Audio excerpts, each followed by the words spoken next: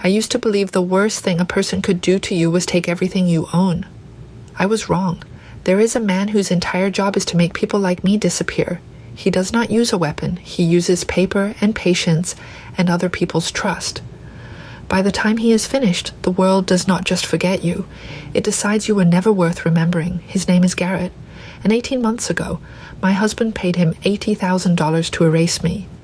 This is the story of how I found him first. My name is Claire. In 2014, I opened a small restaurant with $11,000 and a recipe my grandmother swore me to secrecy over. By the time this story begins, that one room had become 4 restaurants, 90 employees, and my name on every door. I built it with my husband, Daniel, or rather I built it, and Daniel learned to say we. I did not mind. When you love someone, their hand on your work feels like support, not a claim. That was the first thing Garrett taught me to see differently. The trouble did not arrive like trouble. It arrived like a slow leak. First, a health inspection I was never told about, with 11 violations written up in rooms I had personally cleaned 6 hours earlier. But that was only the beginning.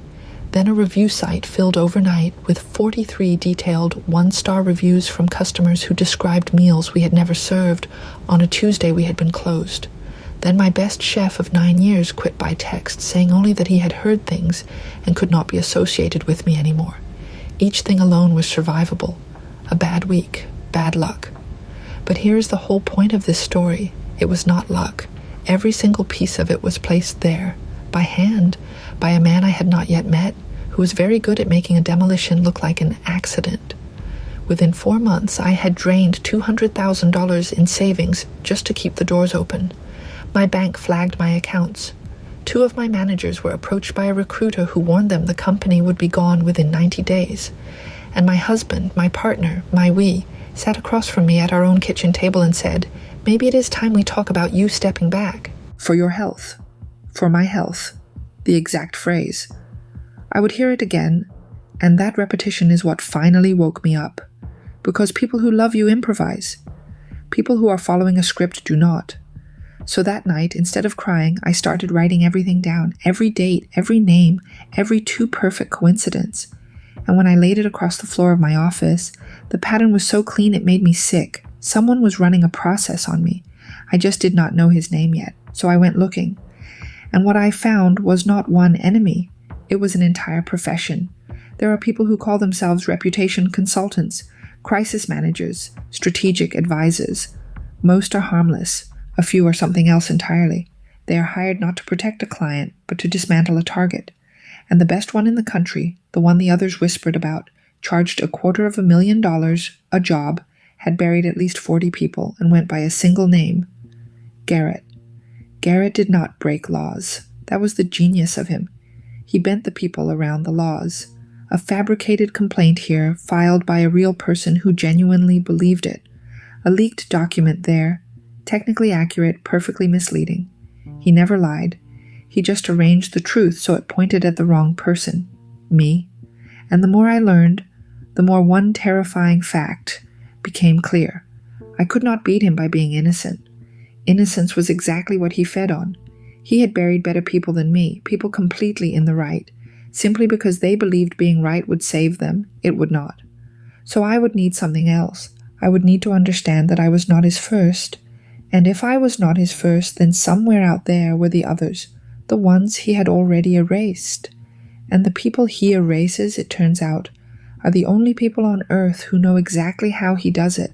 But before I could find them, Garrett finished his job on me, and I lost. It happened in a single week, the way it always does with him. An anonymous complaint triggered a formal investigation into my business practices. The story, fed carefully to a local reporter, ran before I was ever asked for comment.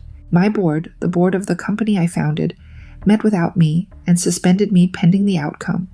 Daniel filed for divorce the same week, citing my, quote, instability. He had documentation. Of course he did. Garrett had been building it for a year, and I had handed it to him myself. In every frustrated email, every late-night text, every moment I reacted instead of recorded. They changed the locks on my own restaurants. I stood on the sidewalk outside the first one. the room I had built with $11,000 in my grandmother's recipe, and I watched a stranger flip my sign to closed. I had 90 employees and a $2.3 million business that morning. By Friday, I had a lawyer I could not afford and a reputation that walked into every room before I did. If you have ever been on the receiving end of something like this, you know the worst part is not losing the things. It is watching people who broke bread at your tables quietly decide that the simplest story must be the true one. I lost the business in a week. I lost the benefit of the doubt in a single day. And Garrett, the man who did all of it, I had still never seen his face. To him, I was not even a person. I was a closed file. A job well done, on to the next one. That, as it turned out, was his one mistake. Because a closed file does not fight back. And I was about to. I want to tell you I had a plan that night. I did not. What I had was a name, a rage that had finally cooled into something useful, and one thread I had not yet pulled. So I pulled it. But here is the part I had not yet understood, the part that would turn me from a victim into a hunter. I was not the first person Garrett had erased.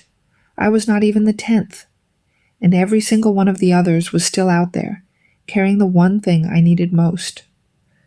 7 months earlier, buried in my research, I had found a woman who once ran a logistics company. Her name was Maya. She had been pushed out of her own business by her husband and his mother in a scheme so clean it could only have been designed. And one detail in her story had stayed with me. The lawyer who drew up the forged documents that nearly destroyed her had a first name only, Garrett.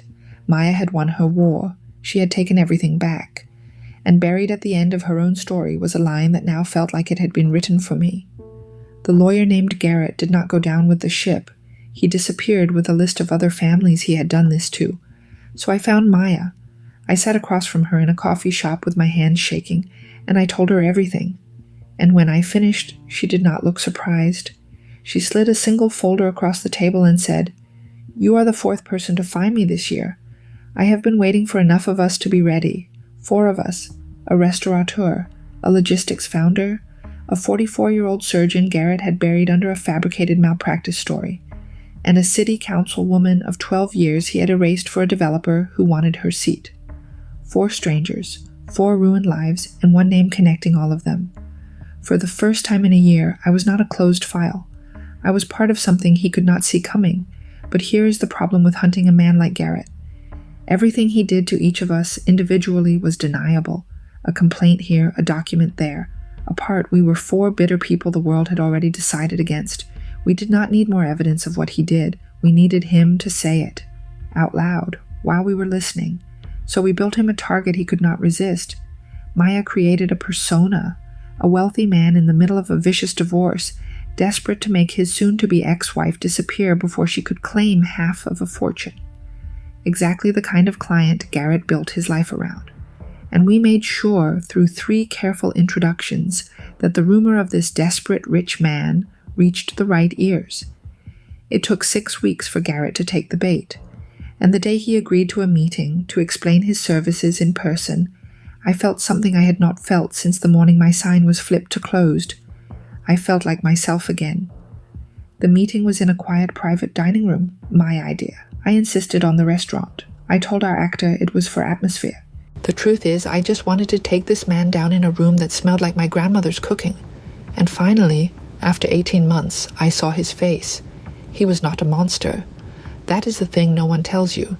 He was charming, soft-spoken, almost kind. He pulled out the chair for our actor. He asked about the wine.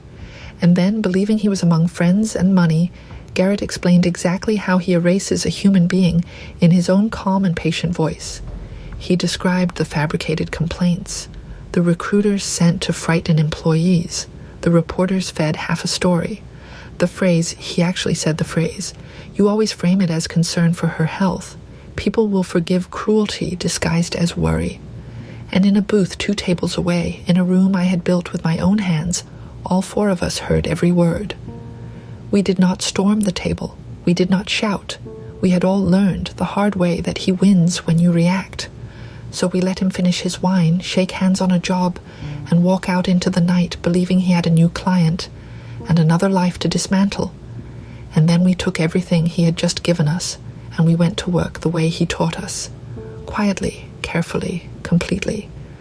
His recorded words were not the end of him. They were the key that unlocked everything else. Because once we had it, in his voice, 4 separate ruined cases stopped looking like 4 bitter people and started looking like exactly what they were, a business.